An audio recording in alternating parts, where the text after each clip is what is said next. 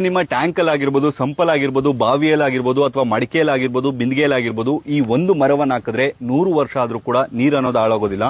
ಇದು ಯಾವ ಮರಪ್ಪ ಅಂದ್ರೆ ನೇರಳೆ ಹಣ್ಣಿನ ಮರ. ನೇರಳೆ ಹಣ್ಣಿನ ಒಂದು ತುಂಡನ್ನು ಹಾಕೋದ್ರಿಂದ ಅದರಲ್ಲಿ ಫೈಟೋಕೆಮಿಕಲ್ ಅನ್ನುವ ಒಂದು ಕೆಮಿಕಲ್ ಇರುತ್ತೆ. ಸೊ ಅದೇನ್ ಮಾಡುತ್ತೆ ಅಂದ್ರೆ ನೀರಲ್ಲಿರುವ ಏನ್ ಬ್ಯಾಕ್ಟೀರಿಯಾಸ್ ಉತ್ಪತ್ತಿ ಆಗುತ್ತೋ ಆ ಬ್ಯಾಕ್ಟೀರಿಯಾಸ್ ಅನ್ನ ಕೊಂದಾಗುತ್ತೆ. ಆಗಿನ ಕಾಲದಲ್ಲಿ ಯಾವ ಪ್ಯೂರಿಫೈಯರ್ ಕೂಡ ಇರ್ತಿರ್ಲಿಲ್ಲ. ಸೊ ಕೆರೆ ಅಥವಾ ಬಾವಿಗಳಿಂದ ನೀರನ್ನ ತಗೊಬಂದ್ರೆ ಮಡಿಕೆಯಲ್ಲಿ ನೇರಳೆ ಹಣ್ಣು ಮರವನ್ನ ಅಥವಾ ನೇರಳೆ ಹಣ್ಣು ತುಂಡನ್ನ ಹಾಕ್ತಿದ್ರು. ಸೊ ಅದು ಪ್ಯೂರಿಫೈ ಮಾಡ್ತಿತ್ತು ವಾಟರ್ ಅನ್ನ. ನೀರಲ್ಲಿ ಯಾವುದೇ ರೀತಿಯಾದ ಬ್ಯಾಕ್ಟೀರಿಯಾ ಇದ್ರೂ ಕೂಡ ಆ ಬ್ಯಾಕ್ಟೀರಿಯಾನ ಕೊಂದಾಕ್ಬಿಡ್ತಿತ್ತು ಇದರಲ್ಲಿ ರಿಲೀಸ್ ಆಗುವಂತ ಫೈಟೋಕೆಮಿಕಲ್ ಅನ್ನುವ ಎಲಿಮೆಂಟ್.